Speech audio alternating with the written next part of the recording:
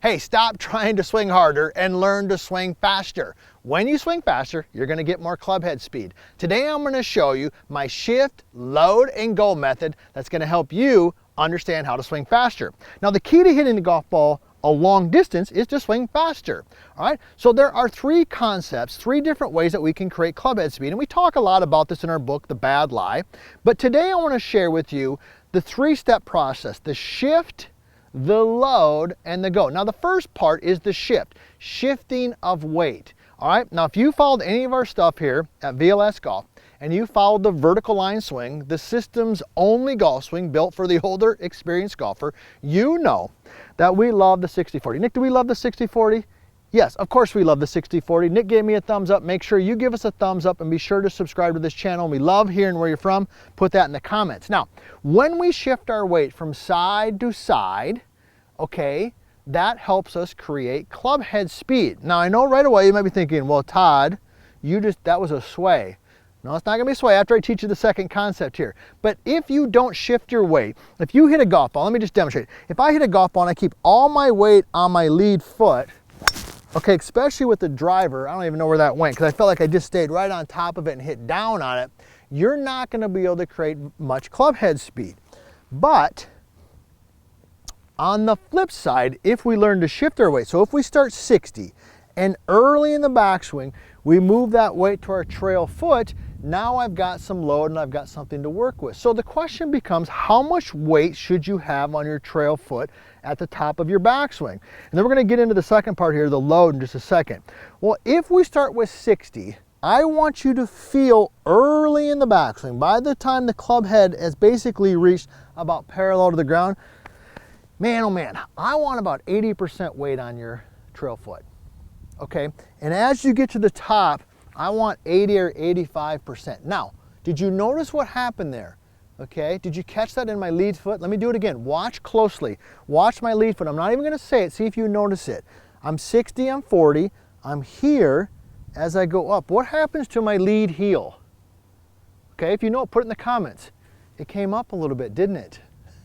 It came up. Who else did that? I don't know. A guy by the name of Jack Nicklaus. He was pretty good, wasn't he? Tom Watson. He was pretty good. He did that.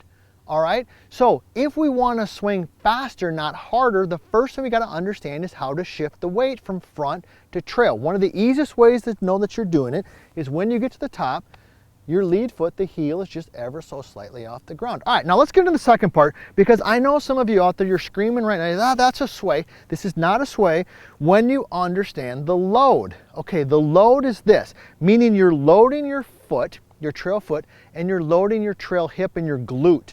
All right, now there's a couple different ways that you can see this or feel this. The first one that I like to share with people, and I've done this in a lot of our other videos that Nick and I and the team have done. I got a mic box in my back pocket. You might have a phone, doesn't matter, something in your trail pocket. You want to feel like your trail pocket goes backwards. Everybody see that? So I start 60-40, I shift, mini bump.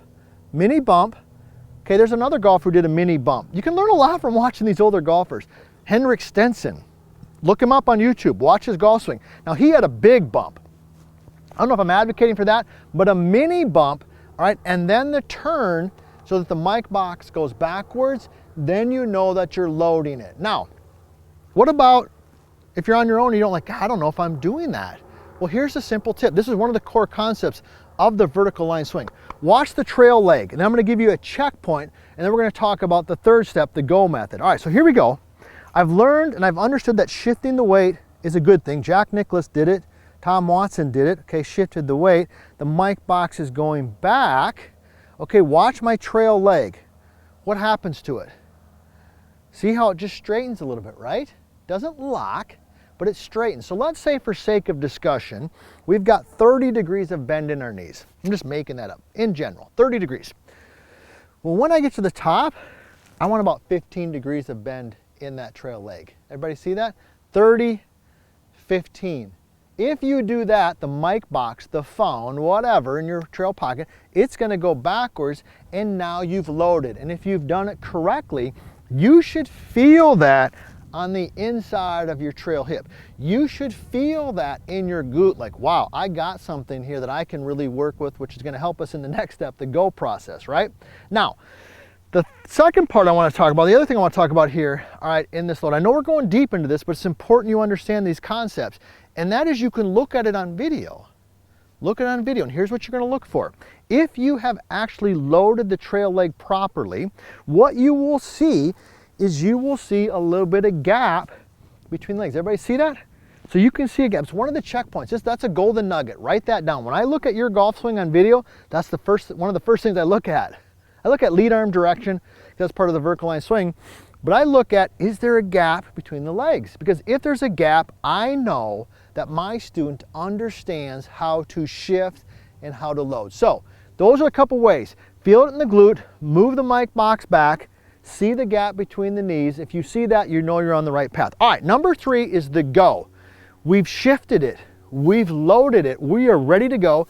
Now we're gonna go towards it, all right? So let me go ahead and hit a shot, and then I'm gonna give you a drill for that. So here we go. I'm set in there, 60-40.